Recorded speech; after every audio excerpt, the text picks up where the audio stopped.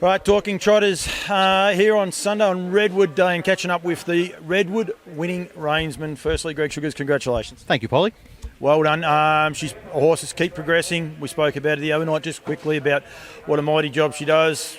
At the end of the season, you're going to be very, very excited about, but a day like today, it just must be brilliant. Oh, too right, and it's amazing, you know, like we loved it from day one when we broke her in. We thought, wow, we've got something pretty special here, and I even made the comment sort of real early on in the 2-year-old year. I thought this might be our best horse this year, you know, and it took 5 goes before I could win a race with it, and I thought, well, maybe my judgment was a bit off.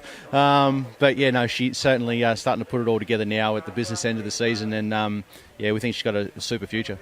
Are you amazed at how high the bar is lifted for trotters? Like, I know a couple of people are talking about their 2-year-old trotters thought they had the best one this year.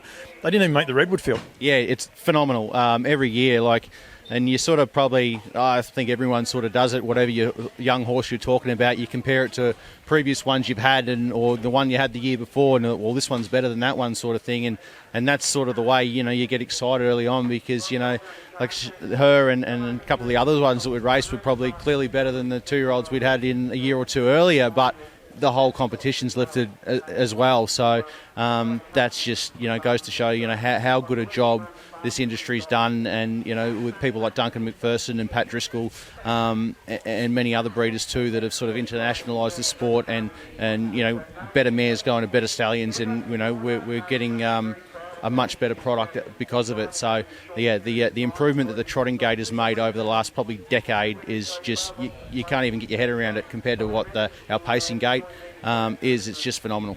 It's a little bit like, I get in trouble for saying this, for comparing them with the Ladies and Lead and Tough Tilly. That year they were all fillies. This year they're all fillies, and they're just so good. They're making the boys look a little bit second rate. Yeah, we sort of had that conversation a little bit earlier on too, because like we had moments like these, which we really liked from day one. We thought, wow, we might have one of the best ones this year, and of course it was just the greatest crop of 2-year-old pacing fillies we've ever seen, and so I was sort of worried that might be the same here with trotters. And every time, you know, watching the trials early, and oh, that one went good, what's that? Oh, another filly, you know, like there's so many of them. So I think, yeah, from what we've seen so far, you would say fillies have the numbers. Yeah, they are getting the runs on the board, and that I think any sort of time these races, they're pretty special. Have you won the Redwood before? Yeah, I won it. Was it last year with Mexicano? And was it last year or the year before? I can't remember now. 2 years ago, it has to be. Yeah, because of the COVID restrictions. Josh Dickey and Sammy Kilgale sent it over, and obviously they couldn't travel with the restrictions, and I was able to pick up the drive and got the win there. So it was kind of a dream come true, really. Redwood's. It hasn't been a very good carnival for me on the whole for a lot of years, but the last few, it's really turned the corner for me. I would probably, you know, going back a little bit longer than that, I was lucky enough to win the Derby with Illawong Helios, Dad trained, and it's sort of probably around that time I started to get the knack of it, and we've had some pretty good carnivals ever since. So to have one that we own, we broke in on the farm, Jess and I train, you know, to win a Redwood like that, it's pretty awesome. Still one of the greatest scenes I've seen at a racetrack, and it was just there, and Dad will be watching this and he'll be saying the bugger. Dad was off tap. When you won with Illawong Helios, that was, I think, up there. I don't know, like he's won some great races and that, but I saw him go off. And it's funny you say that you haven't had a lot of luck, and yet that's still one of my greatest memories of the Redwood Carnival that day, and how Dad received it. It was just brilliant. Oh, it was an incredibly special moment for us as a family, you know. It was funny, like...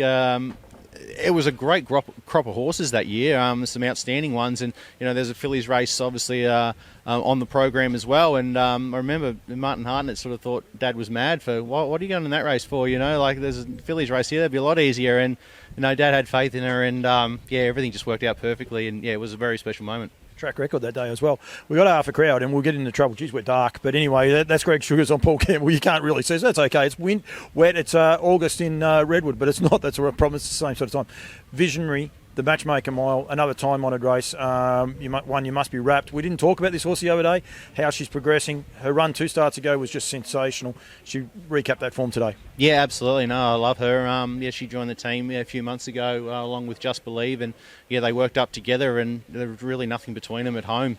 When sort of he hit the racetrack and has performed quite well, I thought, wow, this mare's got a really bright future, and thankfully she is delivering on the racetrack as well as she does at home. So taking all before her, and she's a little bit unlucky. He raced against the great mare, like Queen Alita last week, and I'm not saying I would have beat her, but I reckon I would have got pretty close if I didn't have a bit of a checkered path up the straight. So that gave us a lot of confidence going into today's race that we were clearly the one to beat. I talked to you for a while. You drive one in the Derby.